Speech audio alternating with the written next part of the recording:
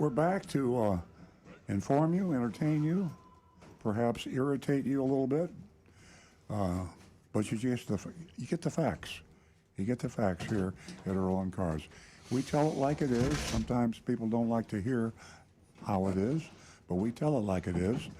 And at the end of this 2 hours, I mean, I don't expect you're going to listen for 2 hours, but if you listen for a few minutes, you'll learn something about how to deal with car dealers.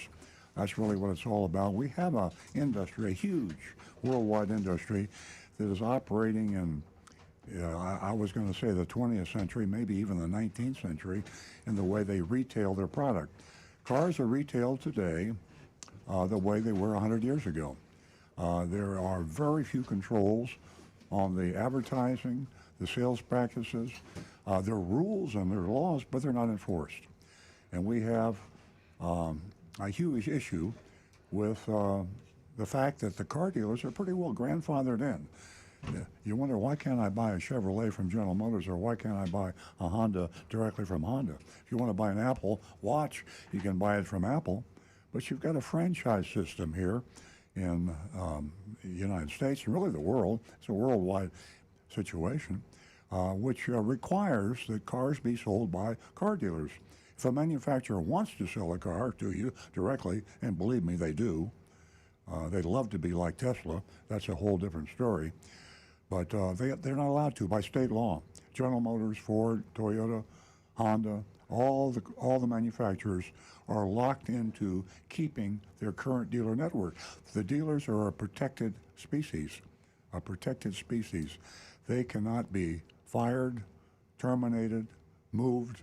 They are in place to stay. And the only way that you can change that situation is through the legislature or through the regulators, and of course the dealers own them lock, stock, and barrel. It's called lobbying power. They have tremendous national, state, local lobbying power, money. They make a lot of money. And a lot of that money goes directly into political action committees and their associations. In Florida, it's the Florida Automobile Dealers Association, South Florida Dealers Association, the Tampa Association. There's one in North Florida. There's a national. And every state has one or two powerful state associations, and of course there's the most powerful of all, the National Automobile Dealers Association. So that's why you're dealing with what you're dealing with. You walk into a car dealership, you call, you go online, and they give you a price that's not honest. Yeah. You can't buy the car for the price they quote you. I mean, just think how frustrating it would be if you had to do the same thing at Publix or Target or Apple. You go in to buy an Apple Watch and they say, what are you willing to offer on this Apple Watch today? And you give me a number and I'll take it to my manager. This is the way cars were sold 100 years ago, and that's the way cars are sold today. So listen to this show, Earl on Cars, as long as you can. We have some experts in the studio. Sitting to my right is Rick Kearney, certified master diag technician. He knows all about cars. I mean, forget about the technicality. You ask a question, he'll answer it. And he has YouTube. He monitors the YouTube channel, youtube.com/Earl on Cars. So if you got your smartphone or your PC, go to YouTube, go to Earl on Cars, and you can talk directly to Rick Kearney. You can ask, send him a file, send him an audio file or a video file. If you have a noise in the back end of your car, Rick's got a little story he'll tell you a little later in the show about that. Customer came into our dealership with a noise in the back of the car. Interesting diagnosis. But give Rick a call if you have a squeak, rattle, or roll in your car you don't know about. He'll save you a ton of money. Stu Stewart, my son, a general manager of my dealership. Yes, I do. I'm a real live car dealer, and I'm talking bad about other car dealers. I do that. They don't like me. You talk bad about yourself too. I'm proud of myself. Yeah. You talk bad about yourself too. You're fair. Exactly. They say I'm fair. They don't want me around, but they say I'm fair. And there's some good dealers out there. Don't mistake that. And we have a list of recommended dealers on our website, earloncars.com, earloncars.com. A lot of information there. And he's the cybermaster of our mystery shopping report. Nobody does this. Nobody but nobody goes out and visits a car dealership, pretends to buy or lease a car, and writes a long, detailed report and tells you exactly who you talked to, the name of the dealership, when it happened, the prices, the conniving, or the honesty. I mean, we've been blown away. I mean, we have tears in our eyes sometimes. We go into a car dealership where the intent really is to be transparent and honest and give you the best price they can on the car with no surprises, no sneaky hidden fees or dealer installed accessories, all that other kind of. They don't do that. Every now and then, there's far too few. I'd say, what would you say, Stu? 5%, 5%, and 95% aren't doing it that way. I haven't mentioned the Gallup poll in a long time, so I have to do that. Since 1977, I believe, the Gallup Association, worldwide, the most respected polling association in the world, Gallup, has a survey they do every year since 1977. That's almost 50 years, and it's called Honesty and Ethics in Professions. Honesty and Ethics in Professions. Guess who is dead last in that survey? Car dealerships. Nurses are number one, by the way. I love nurses. They are, and when you're sick, they're so nice. And my wife Nancy is like a nurse. She takes care of me. I love nurses. Car dealers dead last, and they've been that way since they've been that way since before 1977. That's just when the survey began. So, I'm on a rant. I'm going to stop. Please call the show 877-960-9960. That's 877-960-9960. And Nancy, my co-host, who founded the show with me about 20 years ago, she is going to tell all the females out there, all the ladies in the audience, and there are quite a few, thanks to Nancy, what special surprise and reward. If you're a first-time female caller, you get a prize, and she'll explain that to you. Nancy is also a strong advocate for ladies' rights, and we're seeing this now. It's a revolution in the country, way overdue, and ladies have got a long way to go before they get equal rights. I started to say minority groups. They're not a minority group. I think they're 50+%. They buy 50+% of the cars and everything else. And so how the dealers get away with treating them the way they do, I don't know. Anyway, I'm going to turn the mic over to Nancy, and she'll tell you some other ways you can reach the show. Good morning, ladies and gentlemen. Boy, do we have an exciting show this morning. I want to open up the show by letting everyone know that the reason for my excitement, in my olive oil saturated hands, I am holding a office of the Attorney General. Someone, not someone, but a caller, a woman from April, used her patience, her willpower, her strength to pursue why she was taken advantage of. And I got goosebumps talking about this. This is just phenomenal. And her name is Lori. And I reached out to her this morning, left a voicemail and asked her to please call the show. The reason that she pursued all of this... Hold that up while you're talking? Sure. The reason that she pursued this is because she was taken advantage of, and Earl and I, we really tried to help her a lot. Earl went ahead and gave out a cell phone number, a personal cell phone number. So there it is up on the screen. And if you want to take over and read the rest of that. Well, it's so complicated. I just say, you go ahead. That's why I'm stopping. Yeah. Okay, well, hand it back to me. It takes a lot of work, and I just want to congratulate Lori for doing this. And unfortunately, it just takes a lot of work, and very few people will take the time and have that It's rare. persistence to do what It's you rare. did. I'll just read you the second part of all this, the additional sheet from the complaint to the Attorney General. Here's Lori. My complaint: dealership is dishonest and did not honor promissory note. And she has a photocopy of that. General Manager James Lazaro refuses to communicate with me. Salespeople have dealt with me, and it hasn't been a pretty time for her. But she pursued, and my hat is off to her. She gets the Purple Heart. Number 3, on the advice of Earl Stewart Toyota and Nancy Stewart, I tried calling the owner, the dealership, which the telephone number was given at 954-647-7437. She left three that's messages. Teddy Morse's personal cell phone. Excuse And me? That's Teddy Morse's personal cell phone.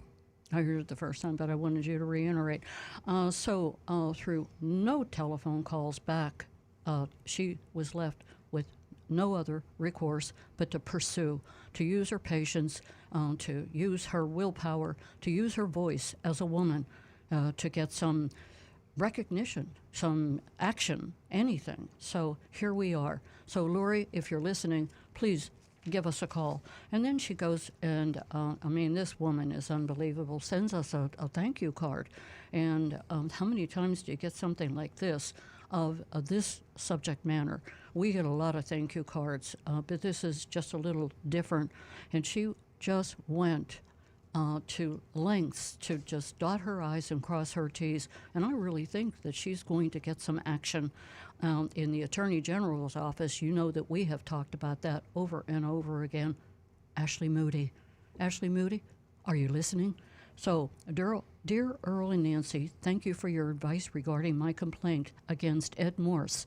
And she goes on about the complaint, the Attorney Morse General. Cadillac, I think. I'm not going to reiterate, Yeah. but here it is up on the screen. And I think, Jonathan, can you see that? Okay. A bunch of pineapples. And what a pretty card. What a positive card. Very nice. So, Lori, give us a call. We're going to talk more about that. And the moral to the story is you too can file a complaint with the Attorney General. That goes on record. And if you do that, they have to look at it. They have to respond. It's difficult. You can download the form, Attorney General complaint form, at earlandcars.com. It's a lot of stuff that you can download on earlandcars.com, and you can read mystery shopping reports. I have that back up, Jonathan. But you can download this form at earlandcars.com.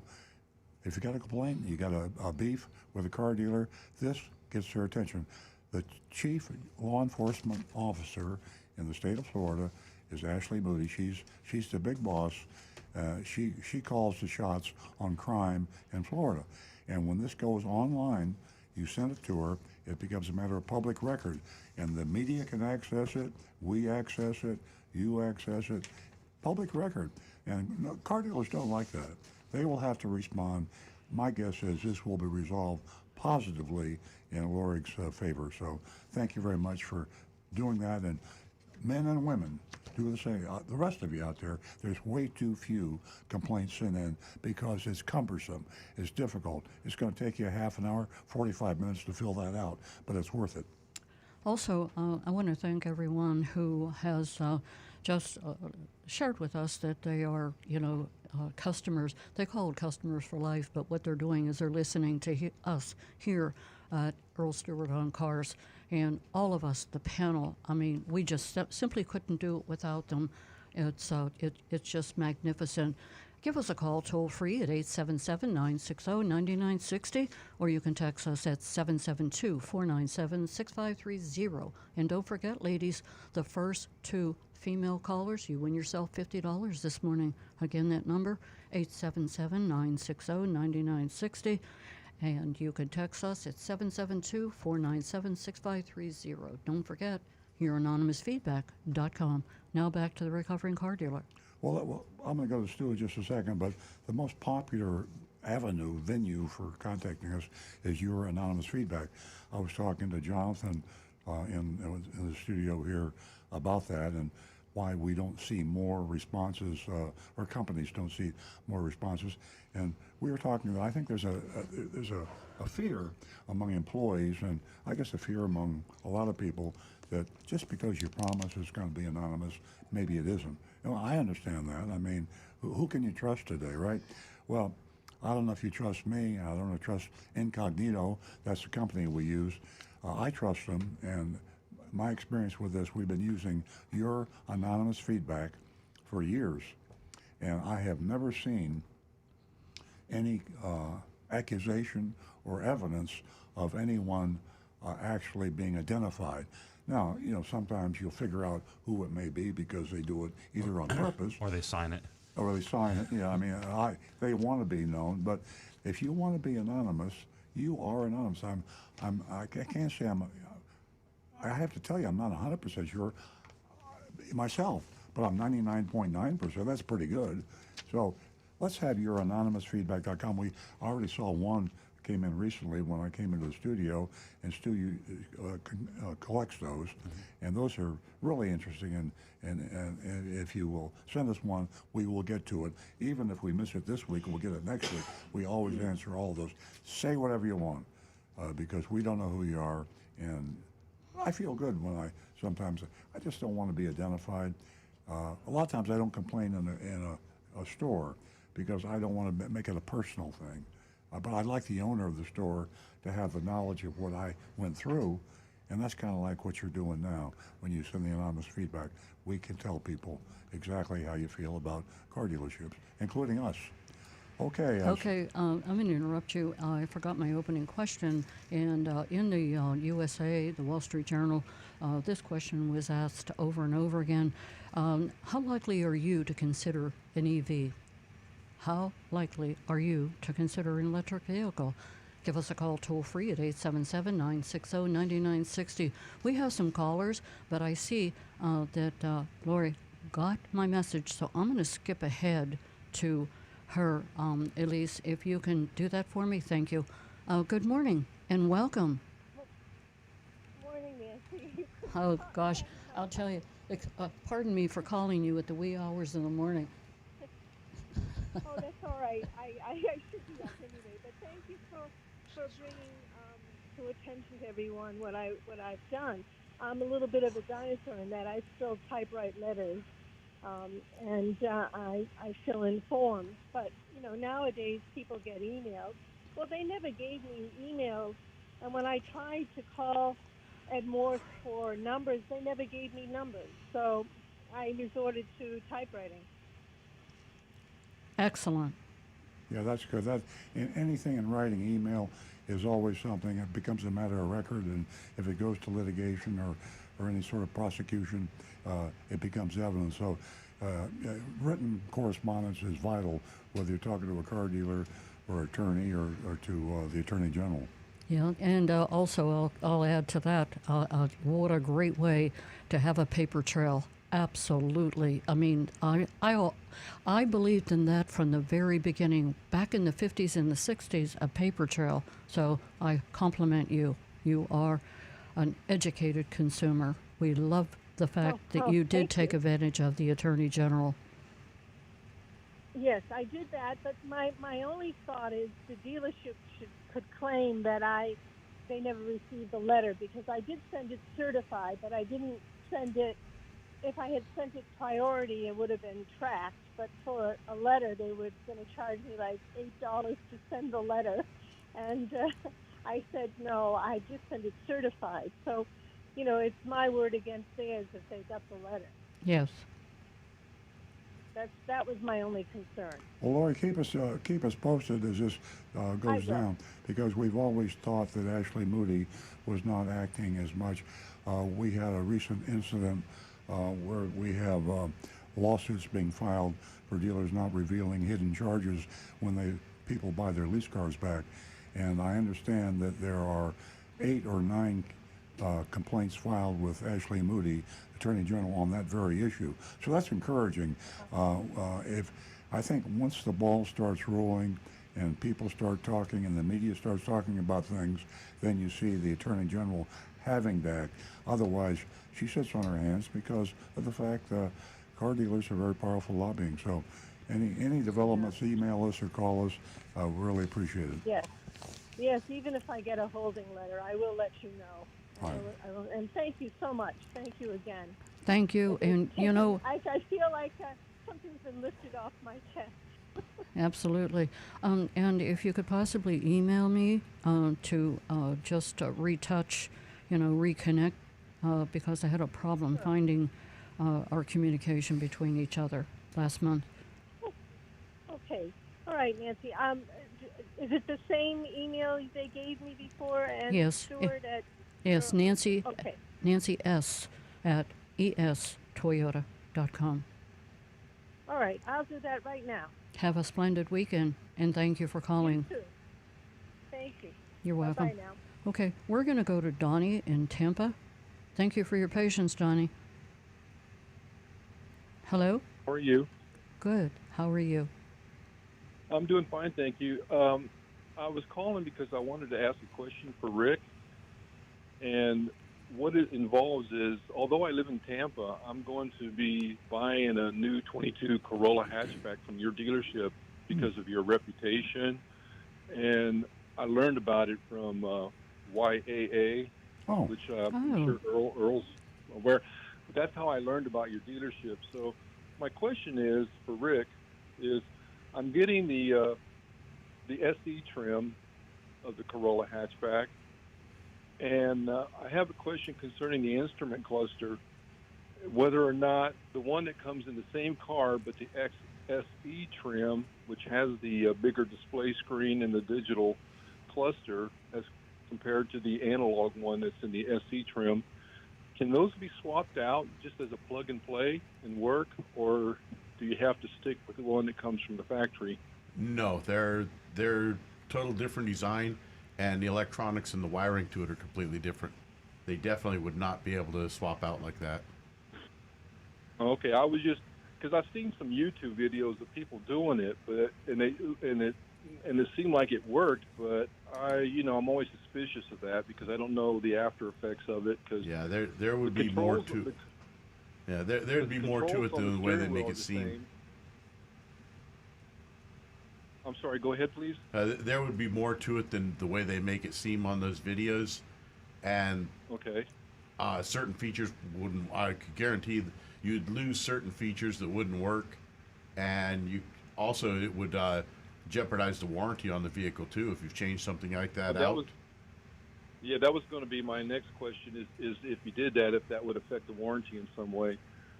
Especially if it caused something to burn up by wires getting crossed or something not compatible, that would definitely be non-warrantable. Okay, well, thank you, Rick. I appreciate that. It was just something, I considered ordering the XSE trim, but I didn't really care for all the other upgrades, but I do like the instrument cluster. Right. So that's why I was calling, just to see what you had to say about whether that was possible or not. So, and thank you for answering my question. My last question isn't so much a maintenance question, but I'm having a rear window spoiler added on because it's a two-tone car with a black roof. Are those spoilers safe for driving through a car wash, or do you want to avoid those? I don't know the specific how big what the profile is. Hey, this is Stu. We do have a car wash at the dealership, and we've had issues from time to time on some vehicles that have things sticking out of them, like roof racks. So it could be a thing. I don't know. It would probably depend on the car wash, but I think anything sticking out. But is this the spoiler? Is this a factory spoiler?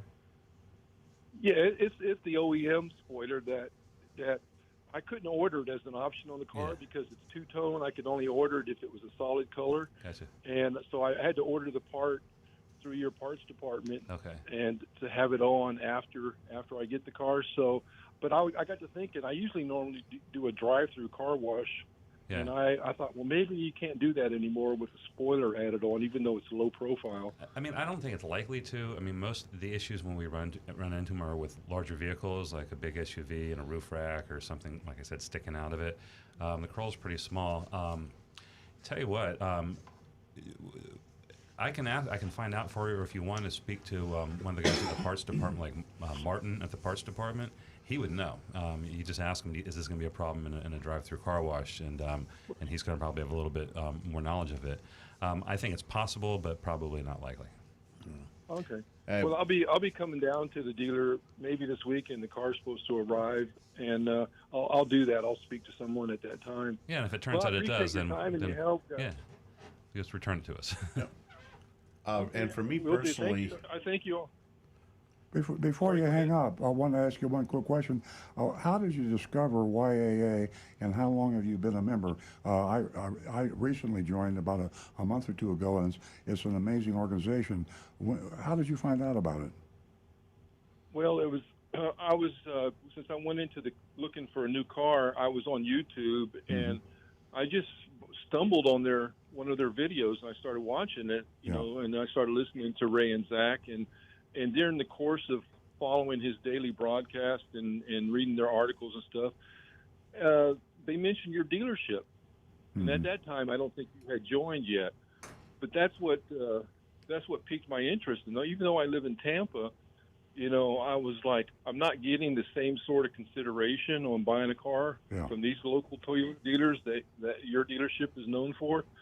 So I'm like, okay, you may be a few hour drive away from me, but you know, I would rather do business with a reputable dealer than to go through the hoops that, you know, someone else does. And then I learned about your channel on YouTube from YAA. So one led to the other, and then I've been Yeah. following both of you since then. Well, You know, thanks. becoming educated on everything. So Thanks, Donnie. it's been a really good experience. Yeah, well, we had Zach call the show a couple weeks ago, and we'd like to give them a good, strong plug. They are an amazing group. The reason I asked you how you discovered them, because we haven't seen anything like that until we ran across. You go to joinyaa.com, Join, you know, like join, yaa.com, gives you all the information. It's a father and son group, Zach and Ray, and they have a lot of really qualified experts on advising people on buying and leasing and maintaining and repairing cars, testimonials, recommended dealers. I mean, joinyaa.com is an amazing group. And thanks so much for finding us, Donnie, on there and buying a car from us and for calling the show. We really appreciate it.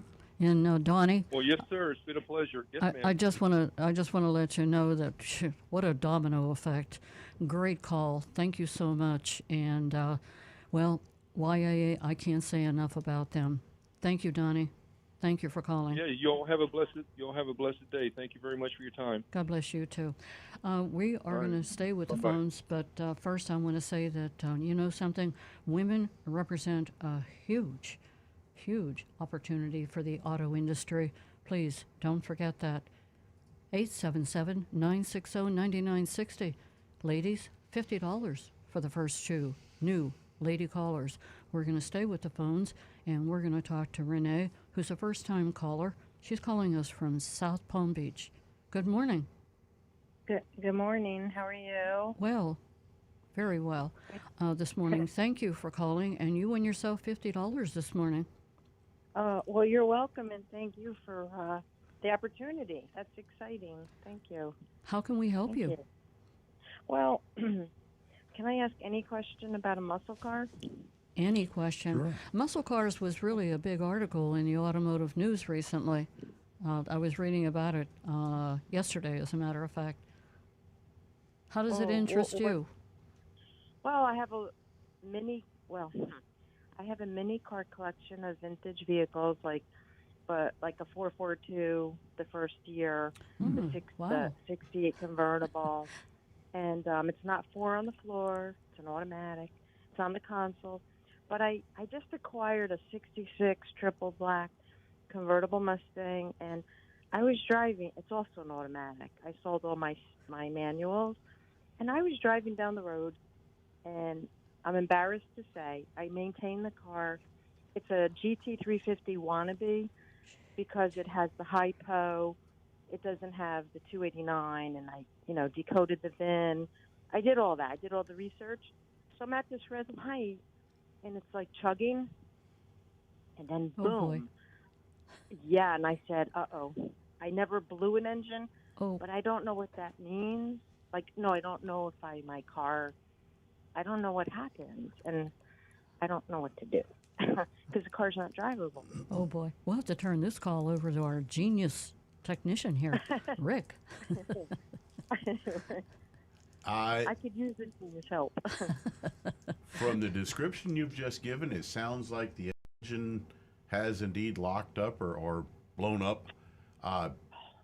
Basically, it sounds like you're going to need to get a mechanic to diagnose it.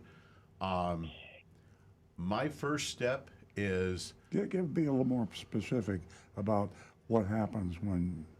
Well, there's many different causes, but the biggest one is usually when a connecting rod bearing wears out or breaks, comes apart, and basically the connecting rod separates from the crankshaft into many Yeah, pieces. so the crankshaft makes a connecting.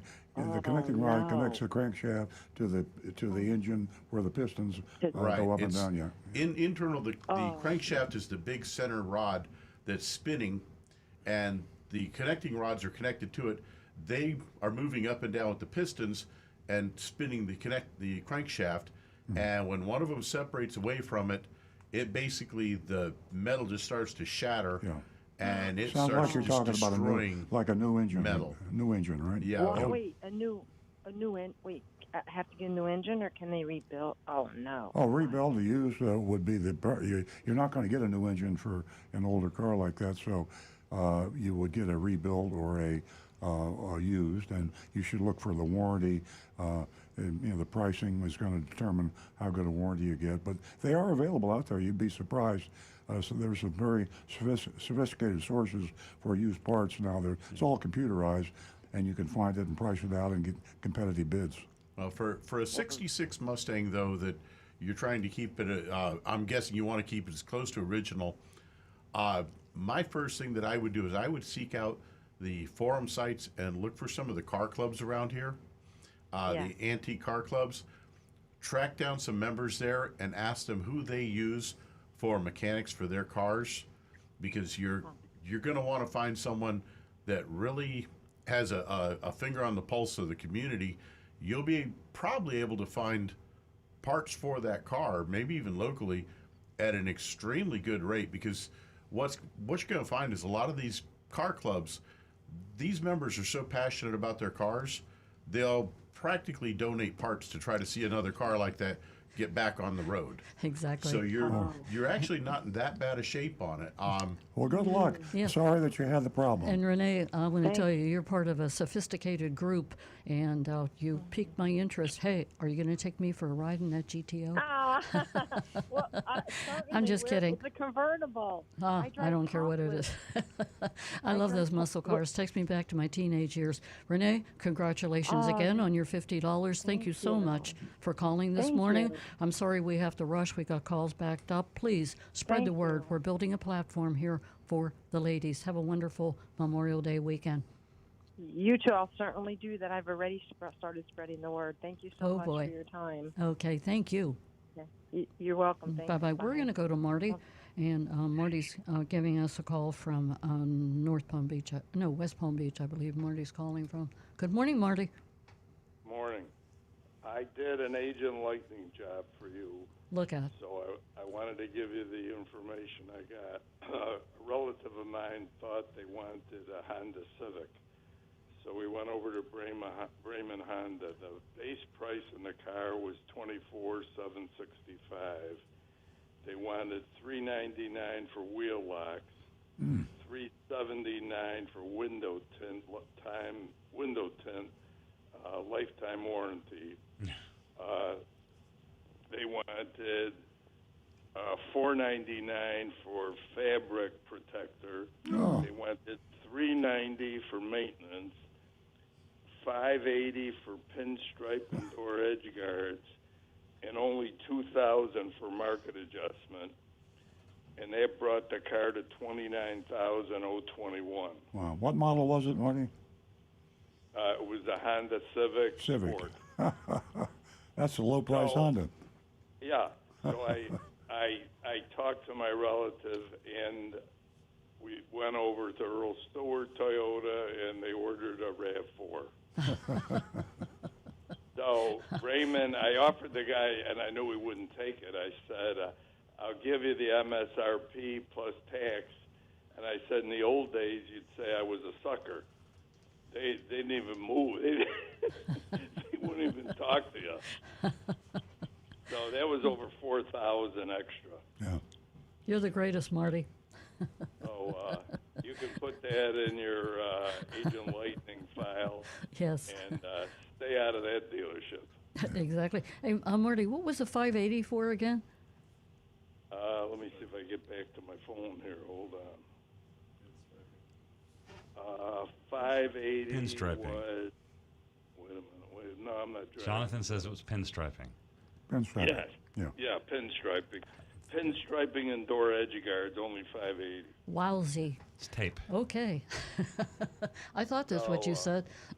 Yeah, so You know, that- you can I never mean, believe these numbers.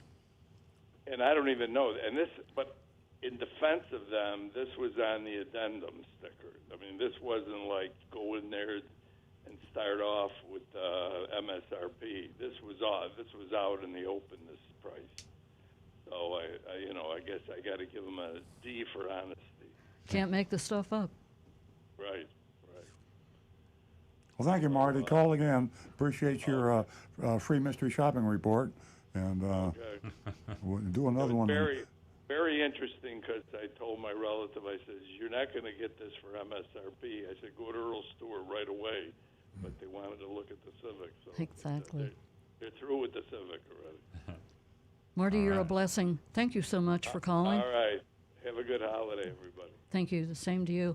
Okay. Ladies, I have $50 left here for the next lady caller. The second new lady caller, $50. 877-960-9960. And you can text us at 772-497-6530. Now back to the recovering car dealer. Yeah, I want to brag a little bit. I like it when we get the word out. And I got a call. I didn't even mention this to Stu, I don't think. I got a call from CNBC a few days ago, and they've seen some of the hoopla going on in Florida, and they did a Zoom interview focusing on the future of the car business, and it was all tied to the fact that what we talked about, or what I talked about at the beginning of the show, how will cars be sold 10 years from now, 20 years from now, and what is going to happen? Will we be buying cars directly from the manufacturers because of the outrageous activity by car dealers? And we have this big lawsuit going on in South Florida now, 30 some odd dealers involved because they're charging hidden fees and dealer install accessories and all sorts of extra fees on the purchase option price, which is direct violation of the law. The consumer has a protection when he leases a car, saying that the option on your lease contract is the only price they can charge you. They cannot charge you 1 penny more than that. And dealers in Florida are charging thousands of dollars over the option purchase price. Consequently, we have two attorneys in South Florida, Miami, Dania area, that are suing around 30 dealers. So CNBC has heard about all the hoopla, and they'll be running that video, or they've actually said they may want to do another Zoom video to talk about the history of the car business. Rick, Guy Larrabee happened to ask a question who says, will other manufacturers likely go the Ford route with respect to selling their electric vehicles directly to consumers? And I looked it up and I found an article on YAA, Join YAA, where it says that Ford is actually following Tesla's route, where they're going to be selling the cars where you order it online and then the car is delivered later, which basically is a direct-to-consumer sale, and that Ford is going to apparently follow this route and may even try to do it later with their Ford Blue division, which are the gasoline-powered cars. So do you think that they're actually going to get direct-to-consumer? I think they would want to do it, and if there were a manufacturer that would do it, it would be Ford, because Jim Farley, who is a friend of ours, we used to have him with Toyota years ago. In fact, Scion, he was the founder of the Scion effort, which failed, unfortunately, for Toyota. And then he went into a different capacity with Toyota, and then Ford grabbed him and made him CEO of Ford. So Jim Farley is very positive when it comes to the consumer. The problem is his hands are tied by state franchise laws, and you can't just sell electric. Tesla is not able to sell cars directly just because they're electric. They are a new manufacturer, and so the new manufacturer... Are they getting around it? Because it looks like they're under the Ford umbrella, creating two different companies. One's Ford Blue for their traditional, and then the Ford E is going to have, they're planning on doing this direct-to-consumer model. Yeah, well, they can try, Yeah. and I applaud them for trying. The problem is if the state attorney generals don't want you to do it, and the state legislators don't want you to do it, You're not gonna and, do and the dealers don't want you to do it, and they have a little meeting in a smoke-filled room, you're going to find a new law. And Tesla actually has encountered some laws popped up in a couple of states. I think Texas might be one of them. There's one or two states that you cannot buy a Tesla. You have to go over the state line. So it's going to be a giant battle at the time the manufacturers do what Ford may have done. And when that happens, boy, it's going to hit the fan, and there's going to be lawyers, and there's going to be attorney generals, and it's going to be a bloody massacre fight because the manufacturers want to go direct. Ford's the only one with the courage to admit it publicly, but I can guarantee you, Toyota, Honda, nobody wants to go through the car dealer network. It's just a pain to them, a pain to the consumer, and they want to go direct. But hey, it's been 100 years of lobbying and state legislators that have grandfathered these dealers in. You can't get them out. It'll take a long time before they get out. Ladies and gentlemen, I have a question for you. Earl talked about this, and he was, even on the local news. Why are car dealerships adding extra fees? Why are they adding extra fees to those that are buying out their leases? Give us a call. We'd love to hear from you. 877-960-9960. We're going to stay with the phones, and we are going to our next new female caller, and she's calling from Wellington. Her name is Camille. Good morning.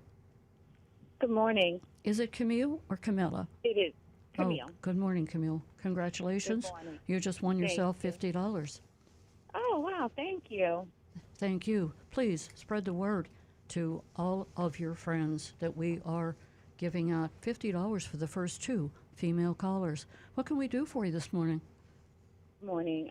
Thank you again. Calling. I have a Volkswagen Jetta, and it's almost done on its lease, and we want to buy out the lease because we definitely don't want to try to, at this point, go buy a new car with all the different fees out there. And we have a decent buyback on the car. We actually went to go visit the dealership, and our buyback is $13,500 roughly. That's a lease car, Camilla, you're talking Yes. about? Yes. Yeah, okay. It's a lease. Yes, it's a 2019 lease. And when we went back to the dealership, they tried to have us buy the car back for over $20,000. Oh my God. Wow. Yeah, they're adding Wowzy. dealer fees and inspection fee and Junk warranty fees. fees.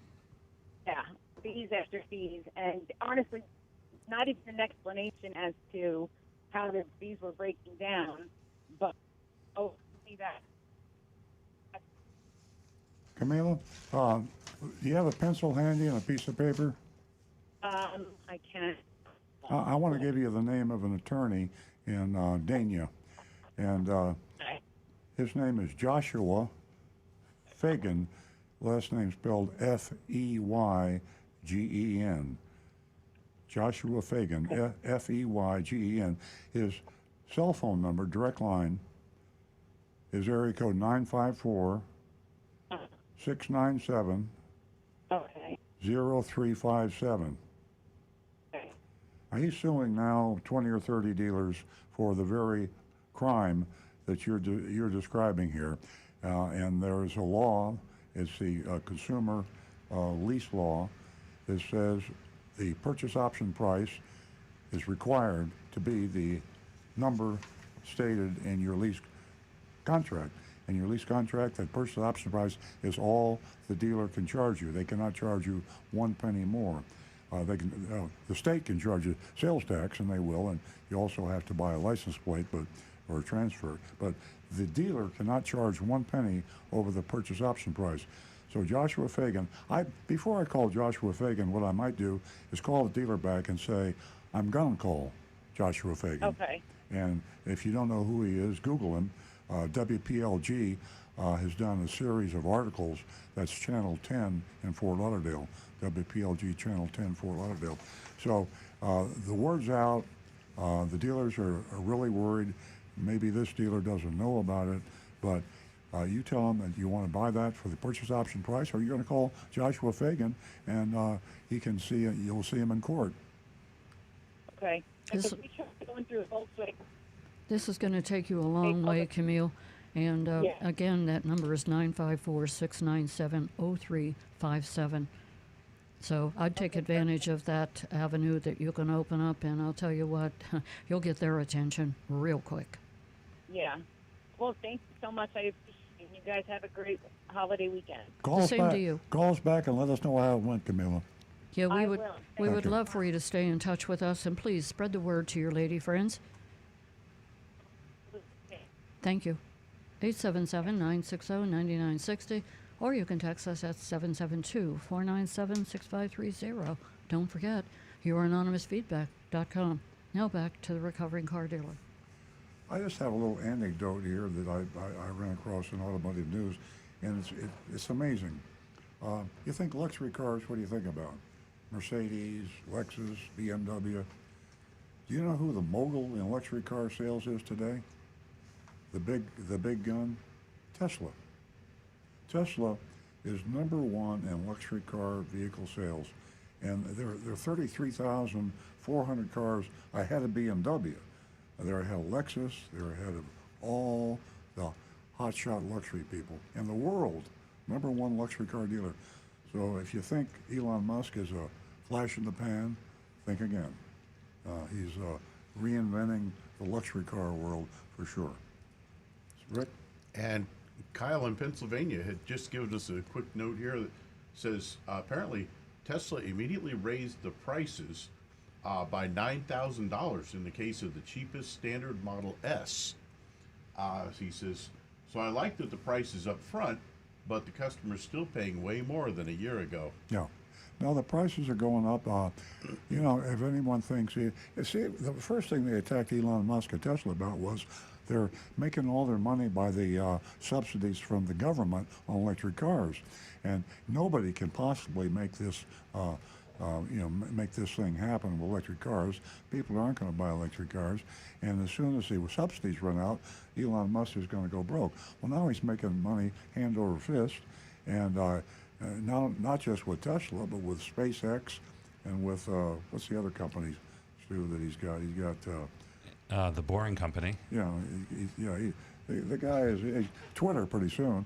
So the guy is a financial genius, and he's reinvented the car business in the United States. It's going to be amazing to see what happens. And Yeah, they were saying that he should back away from Twitter. He's tweeting too much and just concentrate on Tesla. Here, I have an alert for you, Earl. An Earl alert. Earl. Oh. The Tesla, I believe, is leaving the parking lot. oh, It's right here. Your car is leaving? What's going on?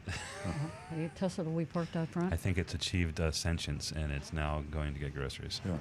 Okay. If anyone's interested, what has happened is Nancy and I, when we parked the car in South Florida, the sun, we put it in doggy mode. A little thing on the screen, you hit doggy mode, and we choose 72 degrees. So while we're at Publix or while we're at the radio show, the temperature in the cabin of the Tesla is maintained at 72 degrees.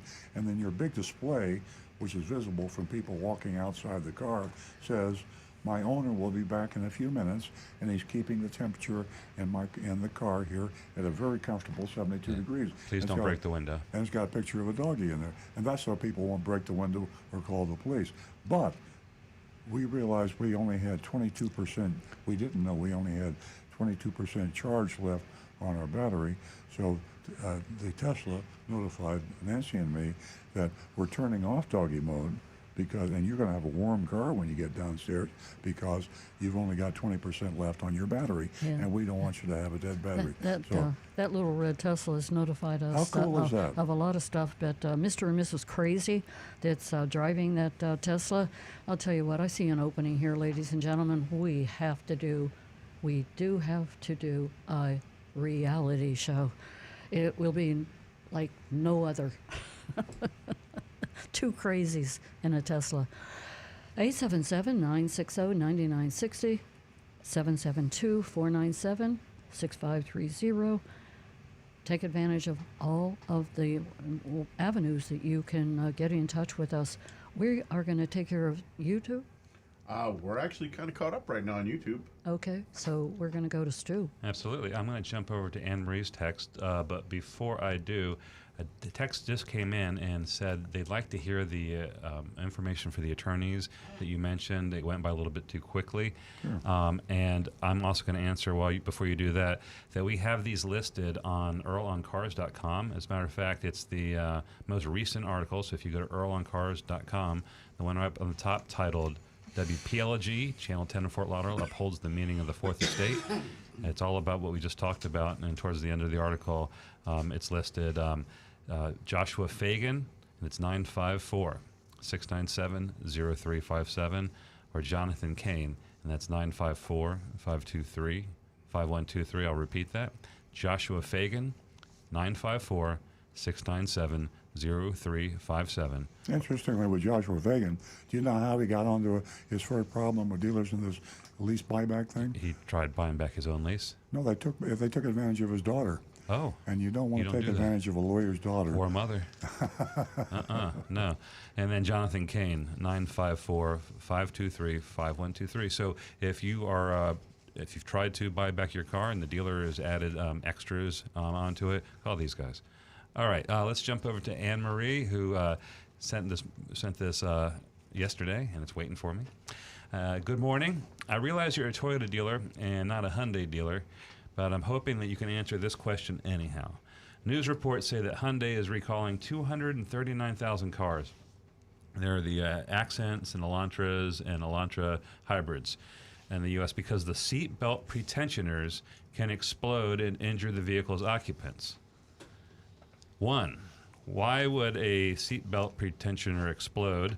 I can understand the airbag exploding, but because it has a charge, but I've never even considered that a seatbelt pretensioner could explode. Can you explain this, please? And yeah, that's another little hidden thing. Normally, they don't cause problems. It's what cinches the seatbelt back in the event of an accident. And Rick can explain the physics of that and the mechanics. You've pretty much got it exactly right. In the retracting portion of the seatbelt, where it will wind up the belt, there's basically a small charge, and it's got about the power of a 12-gauge shotgun I shell. didn't know that. That's how it saves you. You mean there's a hand grenade right there? And Well, it's only a firecracker. over my No, shoulder? it's a shotgun shell, Shotgun but shell. without the shot. Yeah. Good Lord. I know this, by the way, Father. When I first started selling cars in 1997, that's one of the safety things I learned about. This has been around for a long time. At had the no moment of idea. impact, it actually Explodes. blows up a small controlled burst that makes the seatbelt yank in and retract as hard as it can Oh, geez. to pull you into the seat so that you're back up against the seat. So you're not as just snug as flying possible. forward; it's pulling you back to keep you safer, which is a good thing. How many? Until Hyundai ran into this little problem. That they I'm just started not laughing, but- going off immediately while you're driving down the road. That's a bad Suddenly your thing. seatbelt just basically yanks you back into the seat. Is that a feature? Pardon me for interrupting. Is that a feature that's still?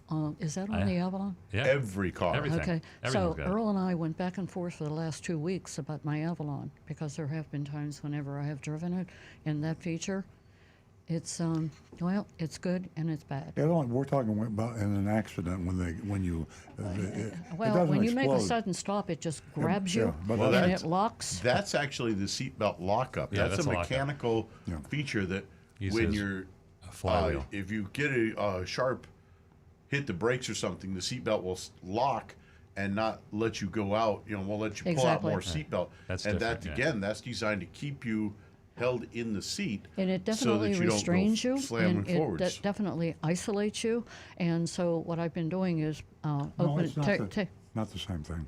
well, it's another feature of the Yeah, another feature, of the seatbelt. Yeah. Okay, well we beat that up. Now, I don't know if they know. I'm looking at the Anne Marie sent the article. I just wanted to see. I don't know if there's been any injuries or if anything's happened or if it's just a potential defect. So don't want to panic anybody. But if you have a Hyundai, you need to go to safercar.gov and put your VIN number in there and see if your car is affected by this. Any car, every car, Yeah. you should check your car at least Yes, once yeah. every couple of months, once every 6 months. Check your VIN number to see if there are any open recalls on your car. But Hyundai drivers, you might have exploding seatbelts. So And here's And then for whatever it's worth, as we talk about this as if it's really going to make any difference, when you have the recalls and you do know about it, people just don't go in and get them done anyway. So only it's apathy. The Takata airbag, if you've been listening to this show for a number of years, we hammered, we begged, we pleaded. People get the notices. Sometimes they don't. I mean, I know that. And there's availability, safercar.gov. A lot of ways to do it. You can ask your dealer, blah, blah, blah. The fact is, even when they get the notification, people don't come in. The manufacturers now are hammering the dealers and notifying the customers, please bring your car in for these safety recalls. But apathy. For every 4 recalls, one person comes in to get it fixed. And here's a quick hack for you. If your car has a safety recall and you go to the dealer and they say, well, we've got to order parts or something, you tell them, I don't feel safe driving this car. I want you to provide me with a rental car, and the dealership has to pay for it. No money comes out of your pocket, period. They're required to provide you a car until they get your car fixed. They'll get an argument now with rental car prices off the charts, so it'll be a battle. Anyway, let's move along. Yeah, great information, Rick. We're going to go back to the phones, and we are going to talk with Julie from West Palm Beach. Welcome back, Julie. Hi, thank you. I had a question. Unfortunately, back in March, I had a car accident, the first in my lifetime of 50 years driving, and I hit somebody from the back. I thought it was a minor accident because they didn't really I couldn't tell they had any damage to their car. And mine, I thought it was mainly a fender bender, but I called up my insurance company, and they said I could talk to somebody in 3 weeks. So I go to the dealer to meet the insurance agent. It's actually a technician from the dealership. And I said, I thought I was meeting an insurance agent. And they said, we're a State Farm certified shop, so our technicians can look at your car. So then they ordered the parts. 3 weeks later, they came in, and then they had my car for 2 weeks. And I have a Corolla, which is, a relatively cheap car. But what I thought was minor damage turned out to be $5,500. And luckily, I only paid $250, my insurance deductible.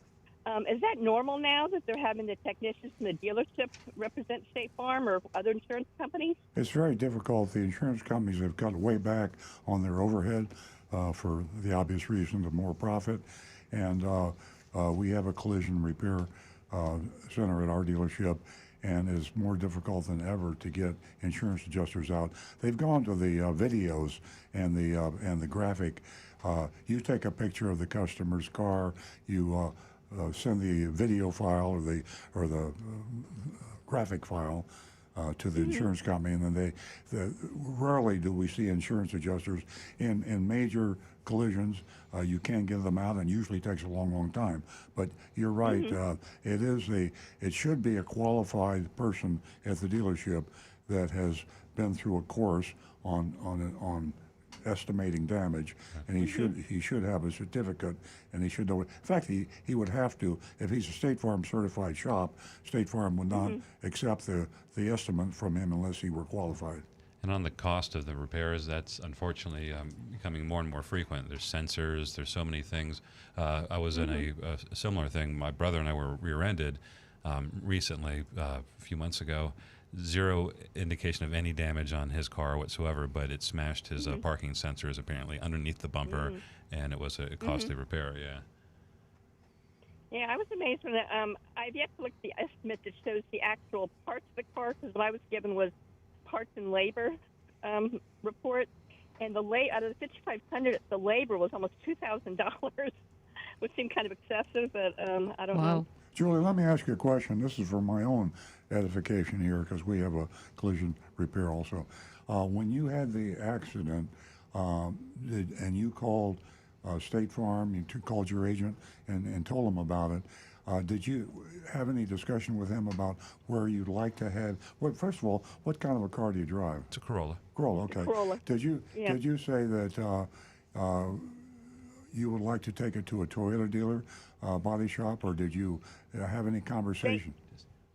Yes, they did ask me where I wanted to bring it, and my car's my car's only was only maybe 17 months old. I mean, it was relatively new still, and so everything was warranted still. So Right. I decided to bring it to the dealership. Do But you- we did have a discussion of places that I could bring it to. Do you mind if I ask you which dealership you took it to? Palm Beach, Uh-huh. Toyota. And Okay. So we went to Penske Collision. Uh-huh. Well, that's a good indication from State Farm. They've been guilty in the past of steering people to the shop they want. In this case here, they had apparently a shop that I didn't know was a certified Toyota shop, but apparently it is. State But, Farm certified. Right. State Farm certified, yeah, but not a Toyota certified. No, I'm not sure. Yeah, we don't know. Well, thanks, Julie. That's very interesting, and you brought out a lot of information that a lot of people aren't aware of. The high cost now with all the sensors and complications in cars. Fortunately, you had good insurance, and it only cost you $250 Right. bucks.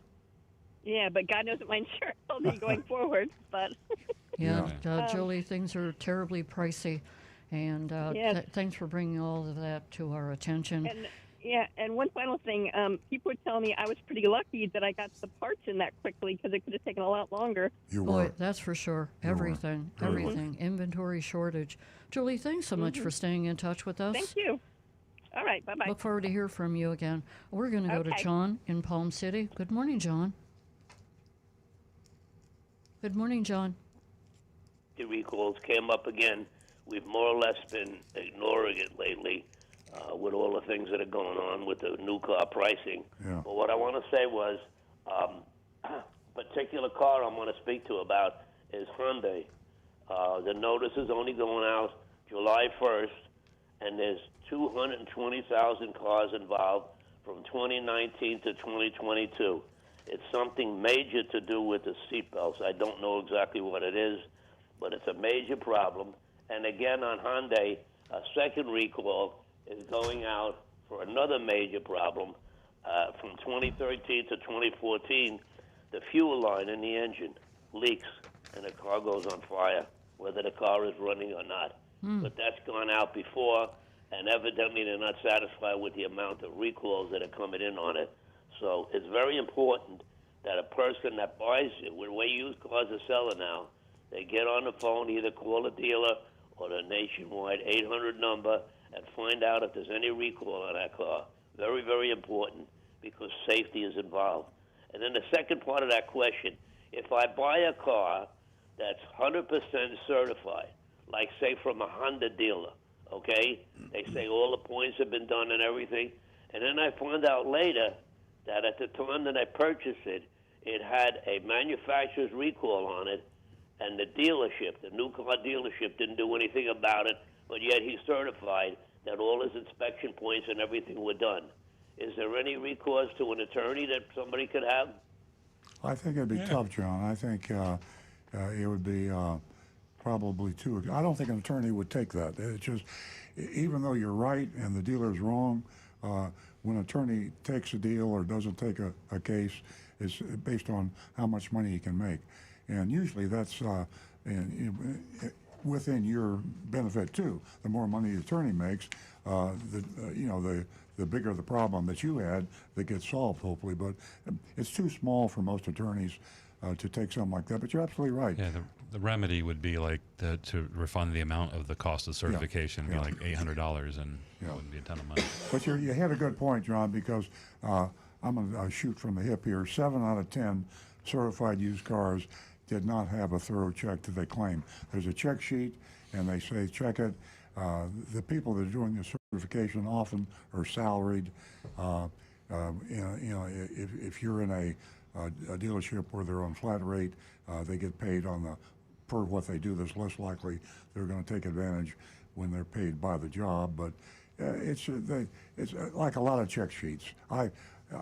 Tongue-in-cheek, half seriously, I say, ask to see the check sheet, and if on the check sheet someone drew a line through all the boxes, then and it's not dirty and greasy, that means they probably didn't do it. They say, here's the car, here's the check sheet. They Yeah. take the check sheet, they draw a line, and they send the car along, and you buy the car, and you never are the wiser. Good point. Well, I'm so glad that the topic came up again today Yeah. because it used to be part of the shopping reports, and it's so important for people, especially where used cars are selling so fast, and it's a matter of life and death.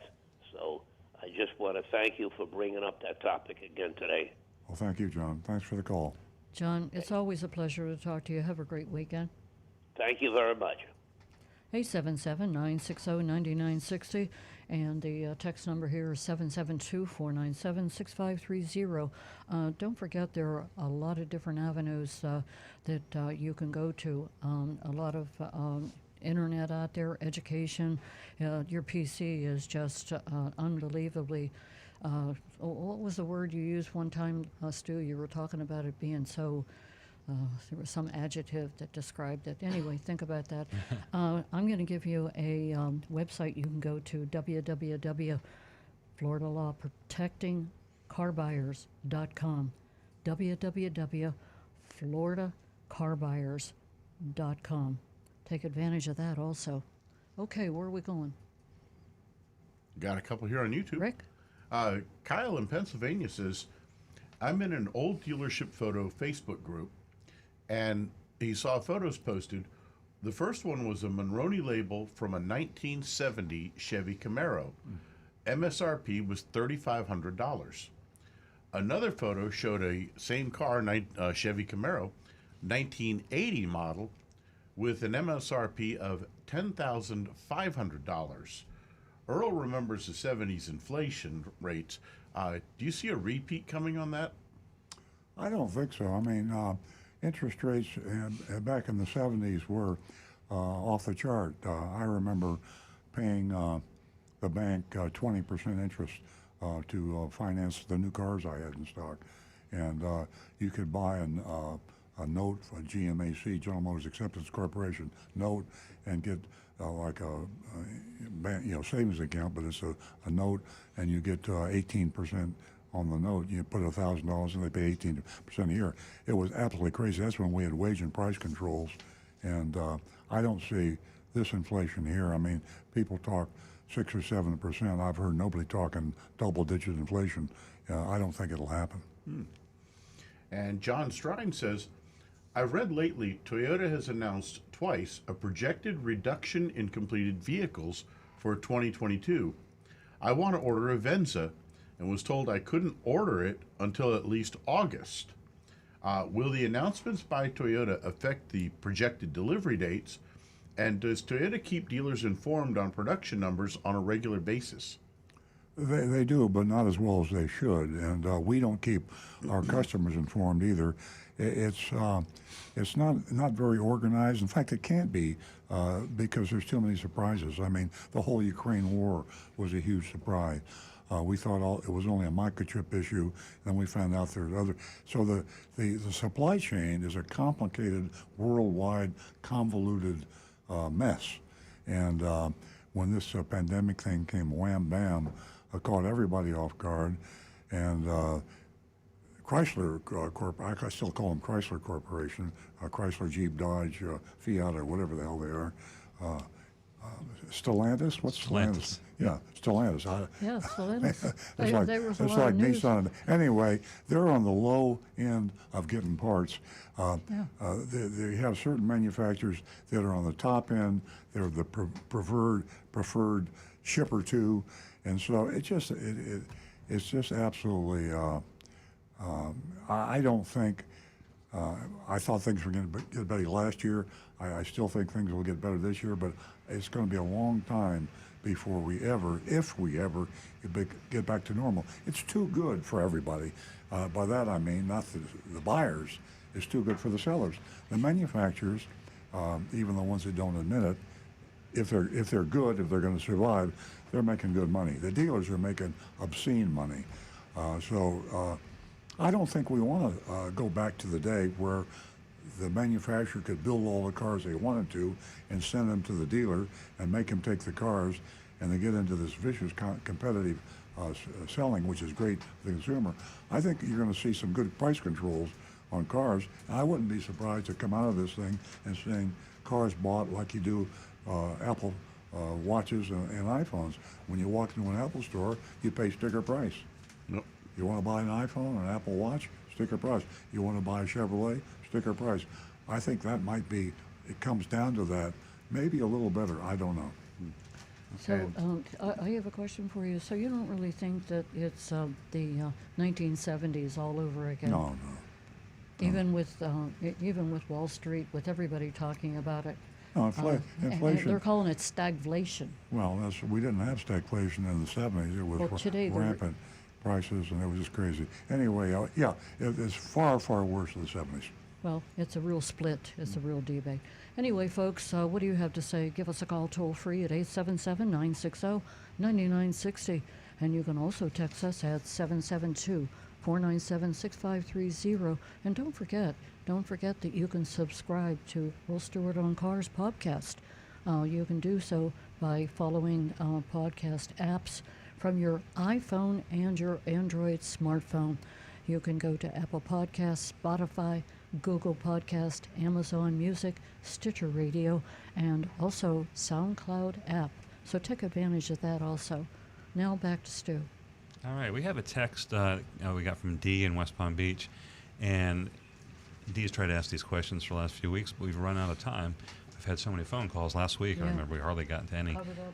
But let me get to Dee's questions. First question is just he wants a quick review of rat and possum defense. We were talking about animal intrusion in the cars, and the most common are rodents like rats. And Yep. Rick, maybe you could run over really quickly what you can do to keep rats from getting in your car and messing things up. Some of the best things that we found are hot pepper tape. Honda actually makes this product where it's a tape infused That's right. with cayenne pepper and other hot spicy peppers. You wrap this around places where the rats might get to and chew, and hopefully they taste that, they say nope, and they leave.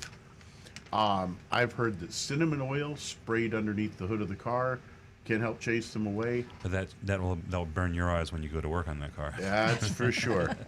And just other than that, some of the best things to do is try to Don't avoid keep having cheese in your car.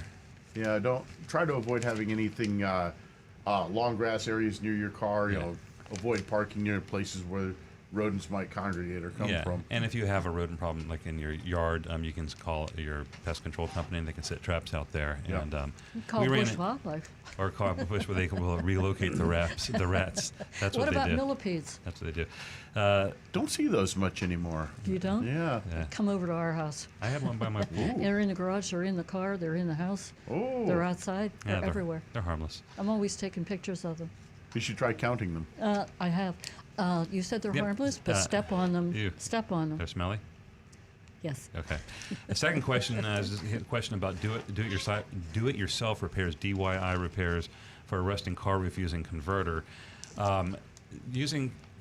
If you're a professional, maybe try that. Just if you're not listening, rust converter, you can remove rust, or you can apply something called converter, which it converts it into basically a goo, like a black goo that hardens, and you can paint over it, you can sand it, and it's just it could be a big mess, but it's a viable alternative to rust remover, and it might even be better if there's perforation on the rust because it's going to form like a little goo that will harden. But it would be messy. That's my only opinion. Are you familiar with rust converter at all? I've messed with it before. I've heard of it, and I've never really been a true believer in that sort of thing. To me, it's I would consider it's used on car parts and body repairs sometimes, but if you're really trying to save the car, replace that body part. Yeah, there you go. We have a text here from Robbie and Stuart. Hey, Robbie. Robbie's text all the time. Robbie says, "Good morning. I have a 2011 BMW X5 I bought new. We bought a new 4Runner Limited from you and haven't driven the BMW since. Well, obviously. It needs a battery, struts, or bushings. I want to sell it, but I don't want to go through the hassle of dealing with the dealer. You've spoiled me with your honesty in every department, and I don't want to go anywhere else. Who buys vehicles like this as is? Thank you." And that's, like I said, from Robbie and Stuart. I can answer that right now. Anybody. Yeah. Yeah, now's the time, Robbie. I mean, You got all the sources, online source. Just sit there with your smartphone, go to Carvana. we buy boom. any car. Yeah, we buy any car. They're all, and then when you go there, you'll see advertised other sources. Everybody wants to buy that car. You can have fun with this because you got a car you're driving, you like, you want to get rid of that car, you're in no hurry. Take a week and just see how many different places you can get bids on. CarMax, I left them out. And everybody wants to bid on these cars. And you'll get a huge, huge price and have some fun with it. Yeah, Robbie, And you can call us. You call us, we'll give you a price. I mean, and we'll remind you of some other places to go. We probably won't be the high bidder. I mean, if you really want to take your time and shop, it's a car seller's paradise out there. If you're selling your car, be it a lease buyback, be it an old car you've been driving or a late model car, whatever it is a seller's market. You can finally enjoy what the dealers are enjoying right now. Dealers are in high cotton. They're getting fat and happy. They're getting huge prices. You can be a dealer. Shop that used car years around. You can make yourself several $1,000s profit. Yeah, and even with the issues with the struts and the other issue, you can still get a figure with that factored in. That just the estimate of the cost of that repair would be deducted from the normal appraisal or figure they give you. Yeah, So, years ago, remember cash for clunkers? There wasn't any pandemic back then. People think when they got an older car, it's not worth anything. And dealers were taking advantage during cash for clunkers by paying $50 a car. And we had wholesalers that would come in and bid on the cars. 3,000, 4,000, 6,000. Yeah. We weren't paying, but the wholesalers were paying, and we'd pay, and then we would sell it to the wholesaler for 1,000, 2,000, 3,000, 4,000, and it was unbelievable. The clunkers, the cash that we got for those clunkers. None of them were so clunky. No. Yeah. Boy, that was a time. We got. There's probably some listeners who weren't even born during that. We could probably tell them about the cash for clunkers Never era. forget it. Different time. Anonymous feedback here. There's one that came in a couple of days ago. I think you read it, or you might even dealt with Rick on this. It says, "Hey, great video from Rick on battery issues. I have a charging issue. Battery light came on and could smell the belt. Alternator lost charge. Replace alternator battery. Light turned off, but doesn't come on with key." Key on, grounded out alternator. This is a lot of technical stuff. Do you remember what this was about? Thanking Rick. Goes on. Thanking Rick. Rick, thank you. You solved a big problem with a whole lot of technical stuff with 12-volt signals and ignition and alternators and all sorts of stuff. Yeah, I the think car the nuts are bottom- going to hate me for this. Well, the bottom line on that, he still had some issues going, and I think we pretty much recommended it looks like he got a defective alternator. Okay. Yeah, it looks like it's spoken in Rick language here. It's not even like in English, it's just all just the facts. And Rick understood it, and wow, okay. And when you're on Facebook, they have a translate. So if you get something in Rick language, you just translate it. Exactly. Here's another one. Nice tip at the end of your show last week regarding being able to use your flashers in the rain in Florida. Thanks for tips like that. Yeah, we last week we just discovered I was Googling something else, and we've said don't put your flashers on in the rain, and apparently without much fanfare, last summer there was a law passed in Florida, signed by Governor DeSantis, that says, on highways with speeds over 55 and in low visibility conditions, you can put on your flashers. Another law that will never be enforced. Exactly. I think it's just to let the annoying people off the hook so they can't get pulled over. I'd like to be a lawmaker for a while. I just make a bunch of laws, and nobody reads them or enforces them. But you could kind of vent and get all the laws. Should I read this one about arresting Fauci or something? I'll skip that one. About what? Arresting Fauci. Oh. No. We get spammed from time to time. Okay. Costco program says vehicle be sold at the lowest price for which model for the model they'd sell to anybody for what time period? I think it's pretty much during the time period when Costco audits the car. I mean, they can't say that you sold it at the beginning of the year for this price and now it's the end of the year because the prices would always vary. But it's from the time it's from the time you post that price. Yeah. So if you post a price and Costco approves it, say it's $20,000, and the lowest price you've been selling to your regular customers is $20,500. It's during that period when you post it. So if they chose to audit you, that would have to be in that time period. Well, yeah, you post prices whenever you want to. I mean, and you can repost higher or lower, whatever you want to do. Yeah. Yeah, I don't know how quickly Josh handles that directly with Costco, so I think it's pretty instant. You go online, so I don't know if because I don't have an evil brain.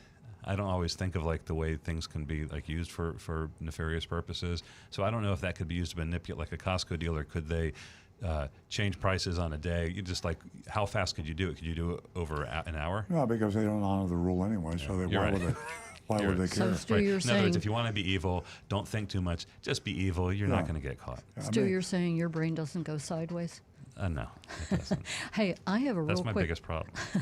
I have a real quick question, and this may fall into Rick's lap, and it's from Industry Innovations from Automotive News. And there's a French company. It's a French sensor and software company that just specializes in food and fragrances and things like that. And just recently, they went into the business to detect what just doesn't smell right in your car. My question to you, how many times do you get a complaint like that? Rick, tell us what this smell is, where it came from. How can we get rid of it? Well, before you answer that, this article, and I apologize because I should have remembered that. This is really interesting. This company has scientifically can scientifically measure bad and unpleasant odors or any odor, and what we do now, it's all subjective. Rick, you have a sinus condition. My guess would be you can't smell as good. And plus, most of the country have had COVID, and nobody can smell anything Yeah, anymore anyway. so human beings are imperfect. You come in and you've got a serious odor in your car, and Rick gets in the car and he says, "Smells okay to me." Well, Rick can't smell anything. Yeah. I'm making this up. Rick can And- smell and- it. and But, Rick- It's a song. but the person driving your car, same thing with the hearing. People in my dealership are angry at me because customer calls up and says, "My car is making a terrible noise," and the technician took for a ride and says he can't hear it. And so then I called the service manager. I said, "Would you please have a technician that can hear drive with this customer?" And they get mad at me. That's not an insult. We all have visual, Yeah. sense, smell. So Glenn can't hear. if you can, No. if you can put it in, if you can scientifically create an instrument that will measure it, what a great idea that is. Yeah, but Smell-o-vision. our problem at home is that my ability to smell things is enough for the world. I can smell anything and where it came from, how many miles away it is. But let's get back to this article Rick in the wants to- Automotive yeah, News. Rick's gonna This answer is it. done with, this is important, this is done with biosensors. We're talking science here, with peptides. This is from Silicon Technology. So this is, what are your thoughts? Sounds like a great idea because it takes a subjective thing that one person might hear a noise that another person can't hear. One person gets an odor that another person can't detect. A smell is offensive to this person but not to this person.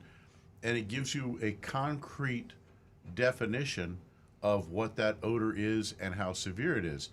Because I can take my iPhone and use a sound meter on my iPhone to tell me you're getting a sound at this frequency and at this decibel level.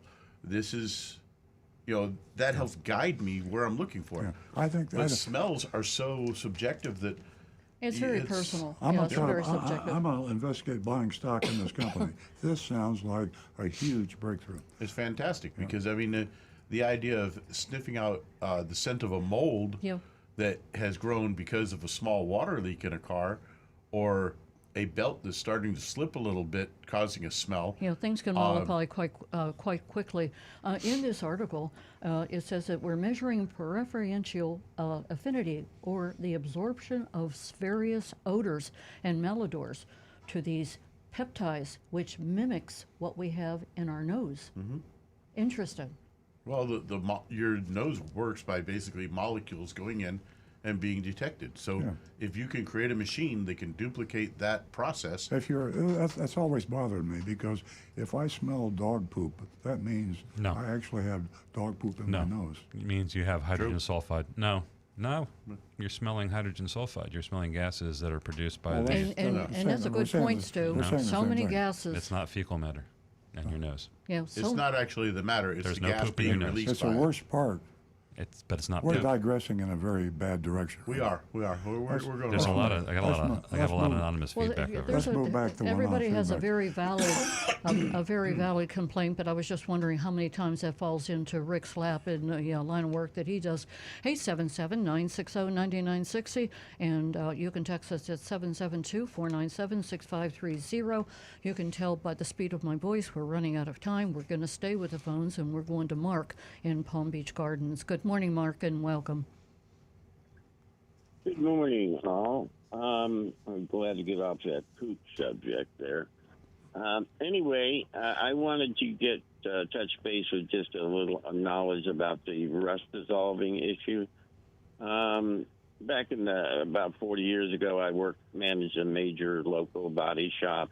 A lot of times we used a product called OSPO inhibitor, and we used it when we fixed up older cars that people want to paint. A lot of times you get rust on the trunk floor from leaking or rust in the firewall between the engine compartment and the passenger compartment of the car.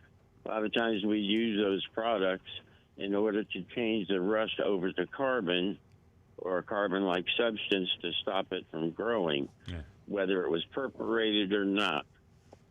And then after an overnight soak, you'd wash it with water, and then it was primed and painted. It's weird that just yesterday, my daughter picked up a product. I have a canopy on my patio that's anchored to the patio floor that I spend most of my daylight hours under, and the straps that hold it onto the ground are starting to rust away. And I don't want to spend $600 for another canopy. Anyway, make a long story short, there's a product sold by Home Depot, Lowe's, made by Rust-Oleum. It's called Rust Dissolver, and it's a spray gel that you spray. You would scrape off any rusty area, and then, excuse me, spray it on, let it sit 30 minutes, and then rinse it off with water, and you can paint right over it. Stops the rust. Mm-hmm. So you can use it on old-style steel wheels that have rusty surfaces on them.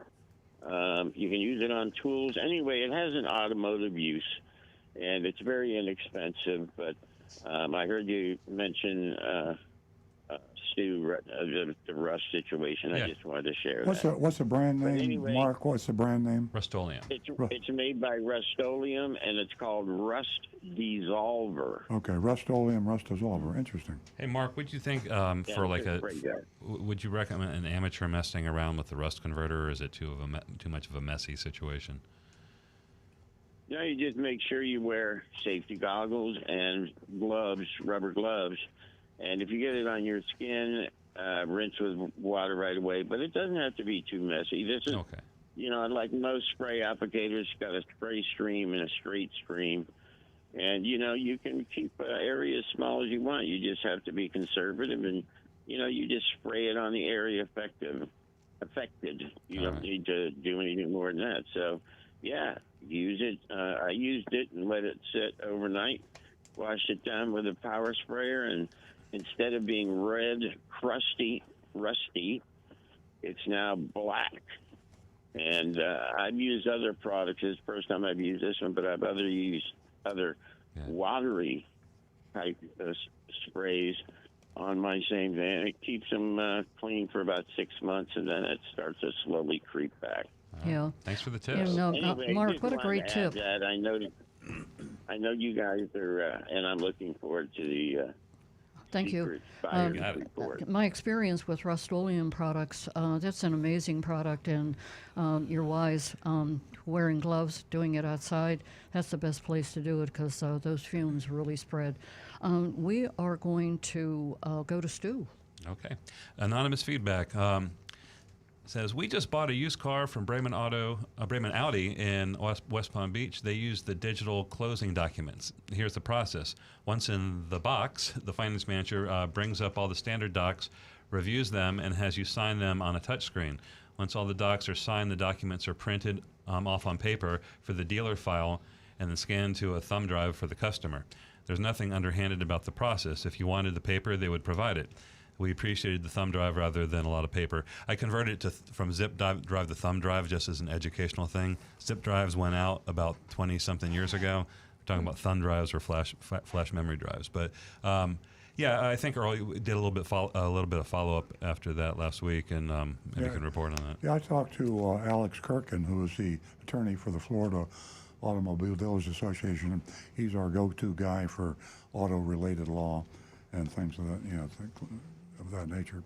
I was shocked to find out that's perfectly legal. And as far as he's concerned, I'm going to actually take it a little further, because I think there's got to be some case law. There's got to be something in the federal regulations for disclosure and transparency. Basically, there's the letter of the law and there is the intent of the law. The intent trumps the letter of the law.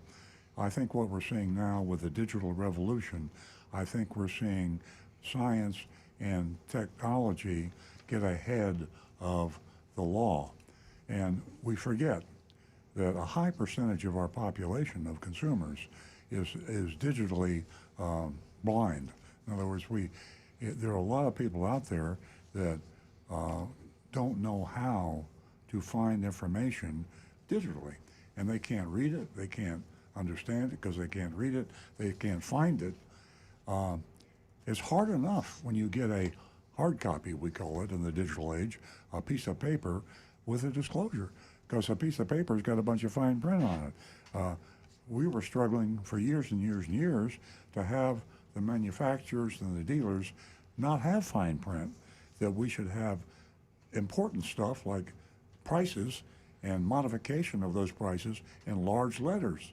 And we're talking about on a piece of paper. So we never won that war, and before we could lose or win that war, and remember what happened they changed the rules. But remember what prompted this last week. There was a woman called, her son bought a car, had agreed to a price of 60. They tried to sell it to him for 65,000. Then they negotiated. They agreed to 60,000. He went home, got the thumb drive. He didn't have a computer. It took several days. He went to his mom's house, plugged it in, saw the price had been changed to 65,000.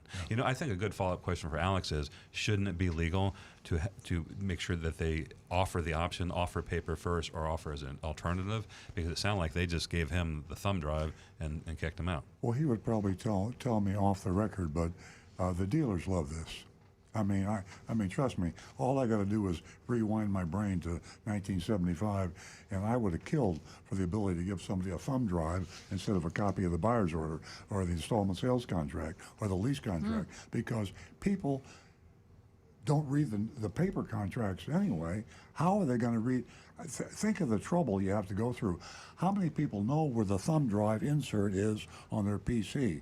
And I don't have a thumb drive insert on my PC. Well, I mean, what I'm saying, that's exactly right. I mean, it's just... Right, I couldn't. I would have to go to work. Well, actually, I have an adapter at home. I'd have to find an adapter and do a bunch of stuff that most people aren't going to bother with. Well, there's some attorneys out there listening. I wish somebody would text or write, call the show, something, and give us your advice. I think I'm correct that the way laws are made, someone would have to sue. So you'd have to, this young man that had the thumb drive that got taken advantage of because there was no disclosure, he needs to file a lawsuit. And he needs to find a good attorney that wants to do something like make case law. Because once he wins, there's no law against it, but he can still win. Because the judge will say the intent of the law was disclosure, and that was violated. Therefore, we're going to hold that the thumb drive was not transparent and honest. And then voila, you have precedent. And then you have precedent, and then you have a new law. So that's our next windmill. We will tilt at. All right. I'm going to ask you a question. I'm going to stump Earl. You ready? Okay. Easy to do. It is. This is a really easy one. What are Earl's thoughts on the Lexus IS 500 V8? Zero. Yeah. I don't have any thoughts on it. Well, V8. I mean, what is it? Well, is this the IS? Okay, so were you talking about the IS is their small Corolla-sized car. Well, 500 is a big engine. I had the LS 500. You had the LS. Now, if they're putting a V8 in the IS, do you know if they are, Rick?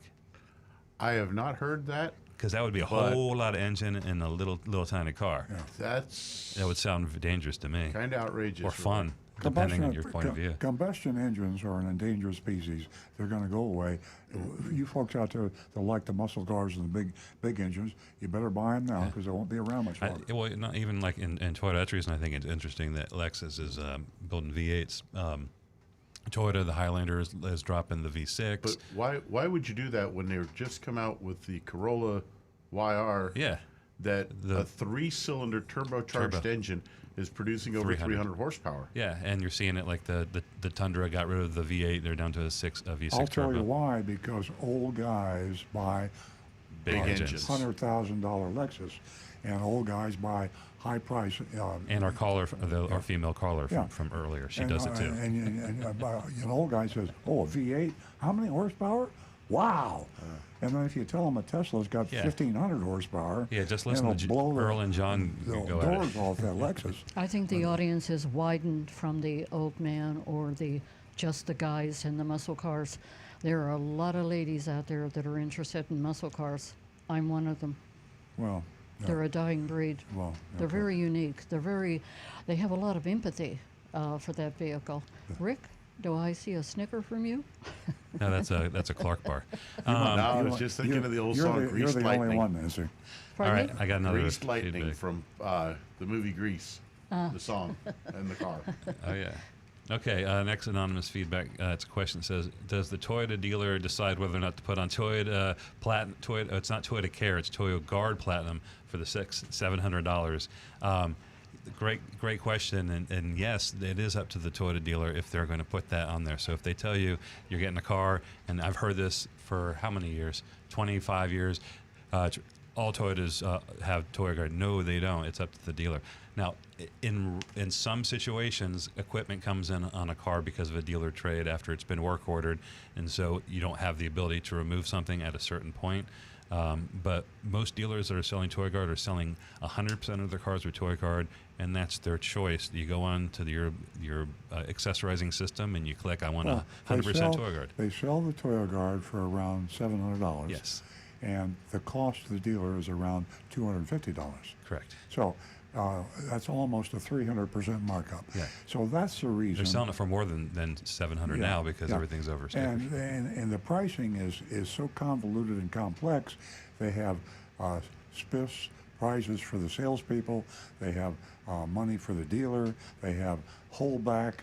They have it's a marketing genius thing where the dealers feel like they have to have it.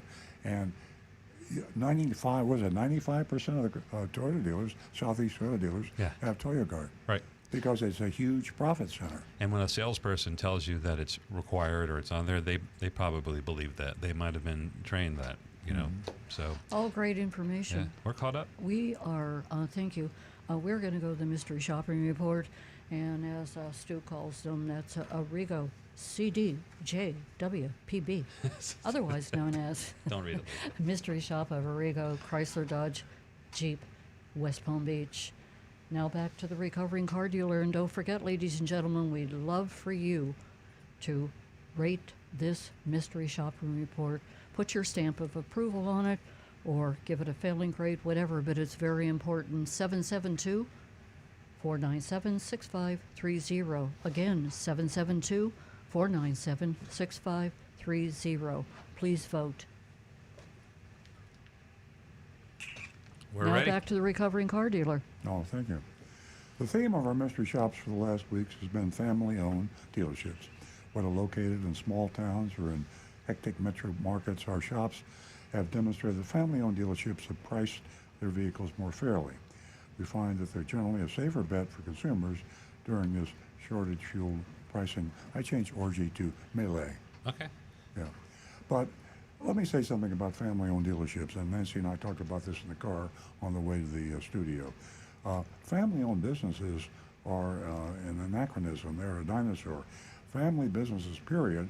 I mean, this is something that we grew up with, Nancy and I, and all businesses now are almost not family-owned. You know, everything you buy is usually publicly owned, and even the publicly owned are owned by hedge funds that own all the stock.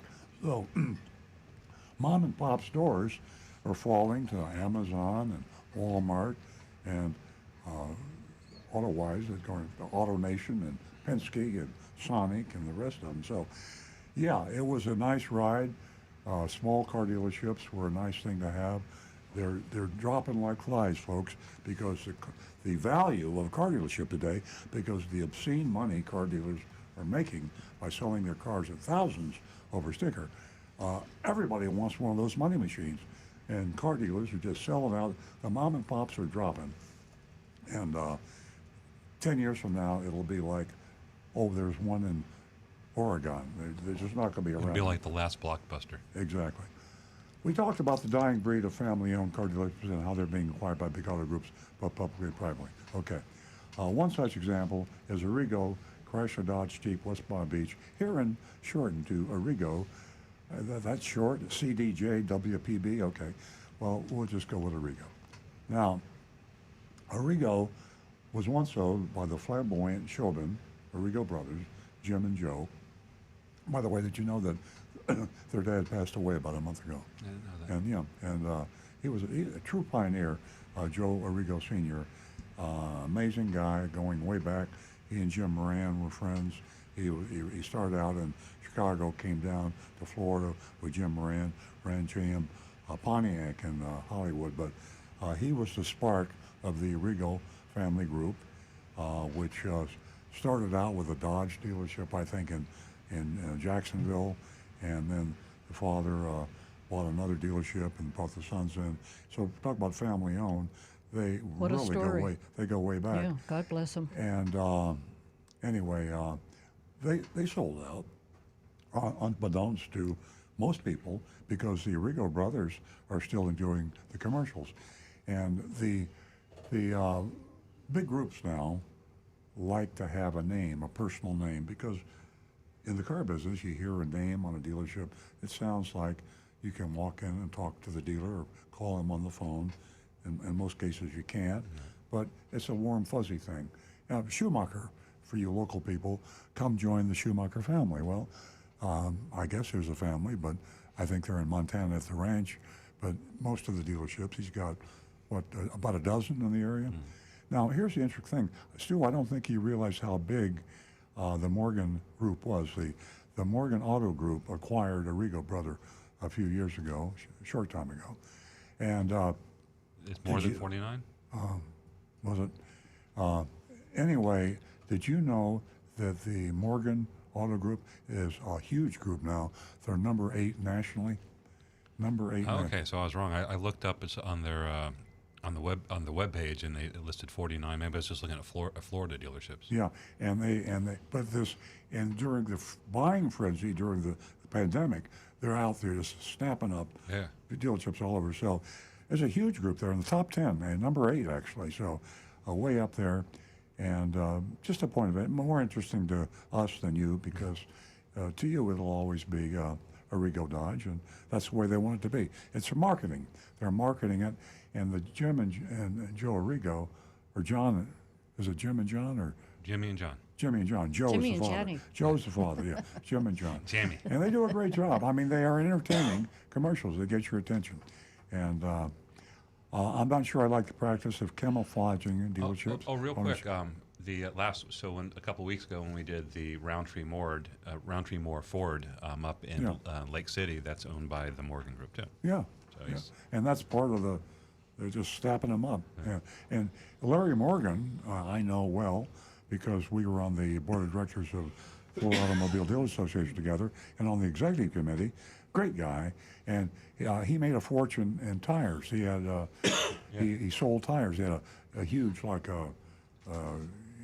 chain, national chain of tires, and he sold out for a huge amount of money. He wanted to sell cars. And then, like a lot of multimillionaires, he got bored, bought himself a dealership in Tampa, said, hey, this is fun.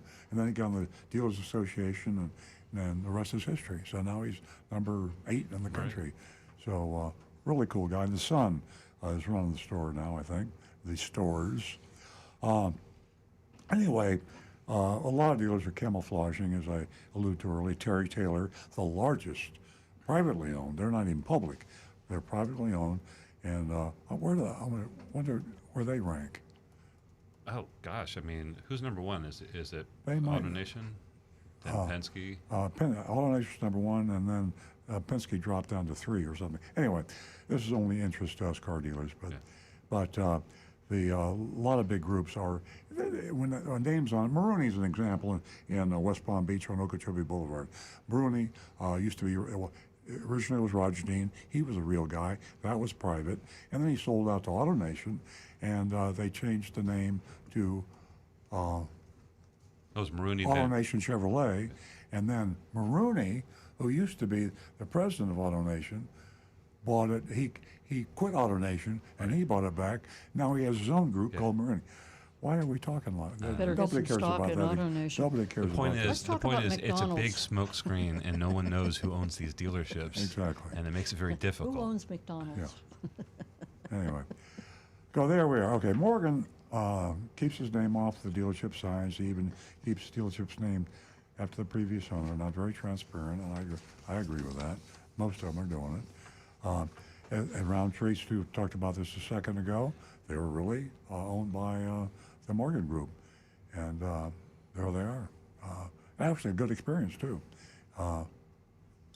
Or was it a good experience? Not really. $6,000 markup. That's not a good And experience. the salesperson said he charged his own mama that $6,000 markup. Oh, that's right. So, you know, we gave him credit for being upfront because I think after the text drive he says, "Listen, I just want to let you know that we mark up our cars," and he was upfront. But you know, it's kind of like being upfront, like I'm gonna beat the crap out of you in 5 minutes. I'm like, at least he was upfront about it. Okay, here's the report. Here's what's that's interesting to us. Now this is interesting to you. I arrived as if I were Agent Lightning in the late afternoon, greeted by a customer service lady at the front desk. She asked me what brought me in. I said I wanted to see the Chrysler Pacificus. She asked if I wanted a new or pre-owned, and then handed me over to a salesman by calling over a man saying, "Greg, you're up."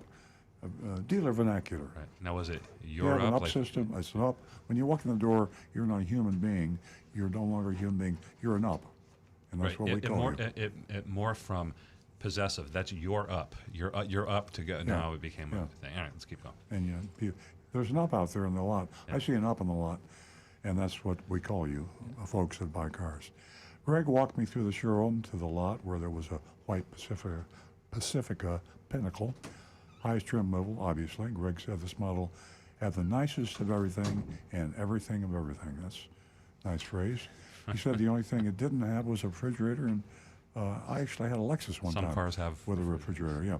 So it doesn't have everything of everything, Greg. Yeah. Sorry. Greg left me at the car while he went back in to get the key. He returned 7 minutes to say the detail guy lost the key, and they're waiting for someone to make a new one. Folks, you have no idea what an aggravation that is in car dealerships. Everybody always loses keys. In this case, it was an expensive mistake because the set of keys cost $800. Highway robbery. I hate it. I hate it. That the manufacturers screw the dealers and the dealers screw you.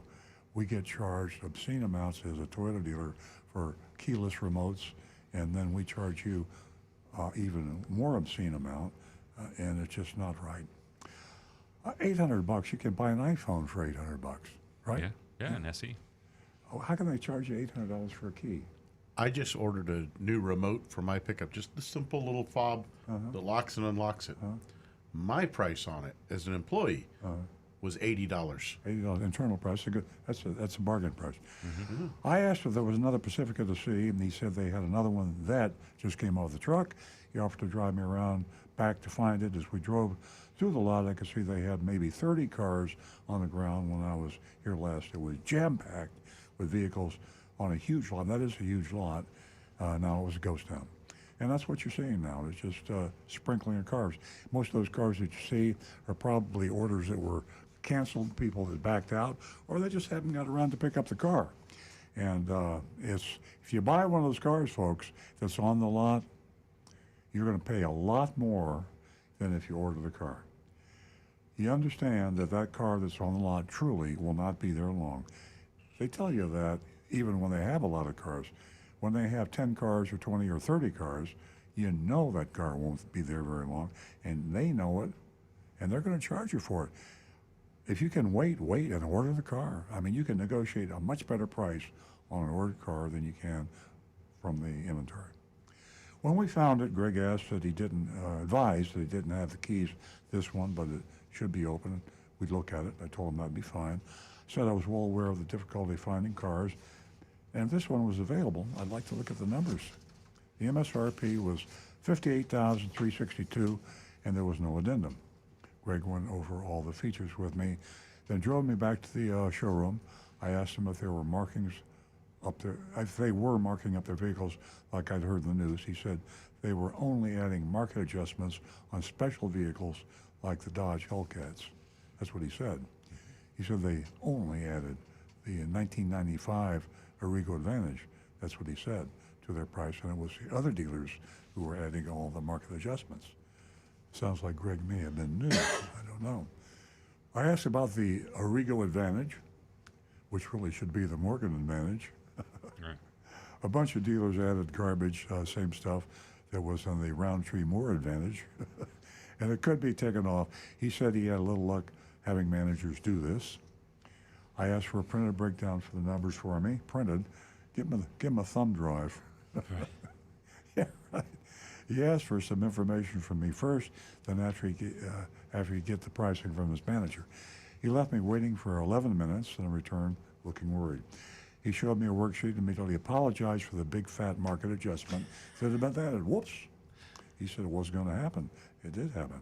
He said he was sorry, but the Pacifica apparently was in the same category because my manager told me it was, as the other vehicle subjected to a market adjustment.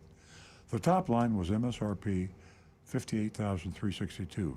They added a $4,995 market adjustment, a $1,995, that's $1,995, installed Arrigo Advantage or Morgan Advantage, as you prefer, $394 in taxable fees, which is a salesman talk for dealer fee, hidden fee, gotcha fee, $394 taxable. Remember that. If they charge sales tax on something and they told you it was a fee, well, it's their fee. It's their profit. Right. If you're charging sales tax, you're buying something. You're buying something. Right. Yeah. You're not just buying the car. You're buying that fee. Exactly. It's not a tax. It's a profit to the dealer. And a $998. Can we say $1,000 dock fee, which is silly. It's another hidden fee, another gotcha fee, and Arrigo Morgan was charging Agent Lightning $8,382 over MSRP for that new Pacifica. Just absolutely. And you know people are paying it, folks. People are paying it.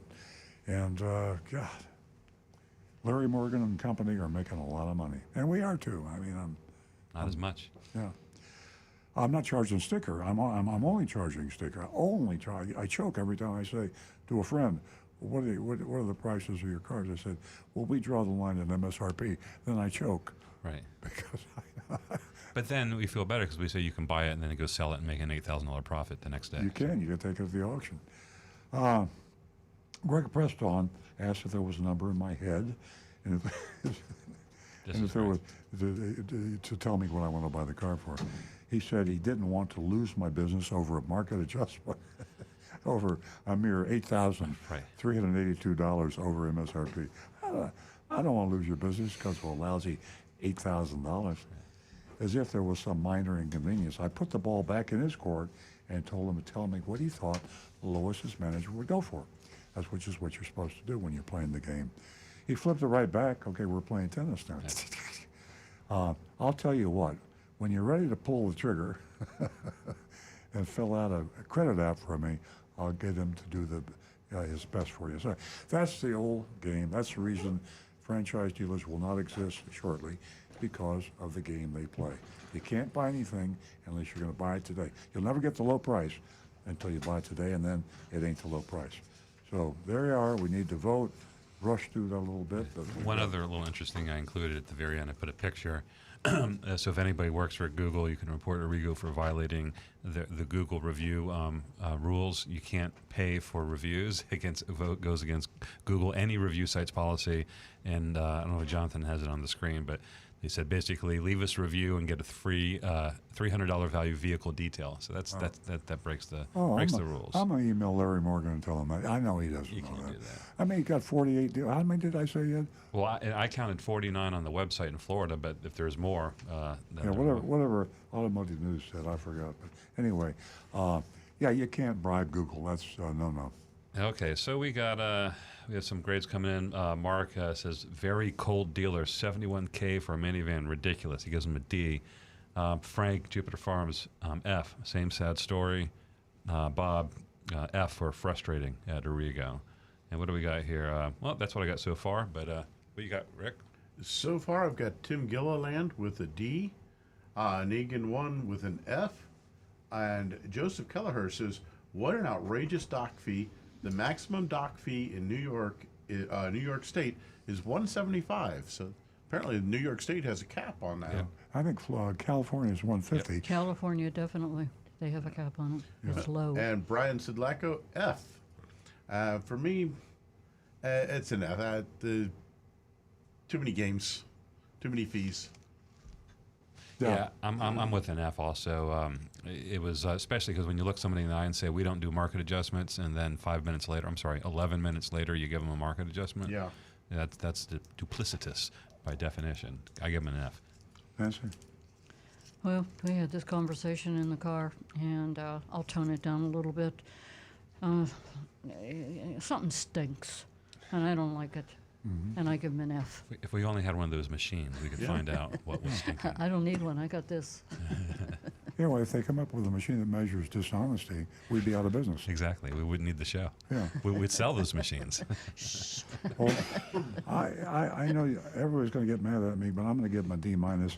I don't want to think that I'm letting my friendship with the Morgan family come on my way, but I will say this. You need to recuse yourself. Oh no! Last time this happened, I did call the Morgans. They did call Arrigo, and they did change something. I forgot what it was. It was a couple of years ago. But I will shoot them an email and just say, take another check at your store here, and I'll send them a copy of the report. Here you go, and remind them on the Google thing. That's a no-no. Yeah. Well, that's a clear violation. The rest of it was sloppy. How many times has that happened? Well, Too many. Yeah, if you got a huge number of stores, this is the problem with large organizations. No matter who you are, Walmart has problems. Everybody has problems. But it's not just the size of the organization; it's the franchise system. Apple doesn't have a problem. They have a lot of stores. They don't have problem stores, I don't think. And let me say that the customer service, that person was rude. Yeah. Well, we've also got a few more here. Wayne Veit comes in with an F. Let's see. Kirk in West by God, Virginia. The market adjustment gives a solid F minus. M. Av. They are simply taking advantage of people. F. Kyle in Pennsylvania. F. There are dealers, while rare in Florida, that will sell for MSRP. Every other dealer gets an F. I'll tell you what, I'm going to change your grade. I'm going to stick with my D minus, but I'm going to email the Morgans today, and if they get back to me and make some changes, I'll stick with my D minus. Okay, that's fair. That's very fair. All right, it's an F then. Thanks for watching, everybody.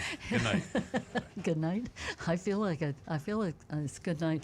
Hey, listen, you're not going to see me this afternoon, Mr. Stewart, because I'm headed to that dealership. Okay. I got a bone to pick. Okay, ladies and gentlemen, enough fun. We had a ball this morning. I hope that you did. Not only was it entertaining, but informing. It informed all of us and you. Stay tuned. Next week, we'll be right back here.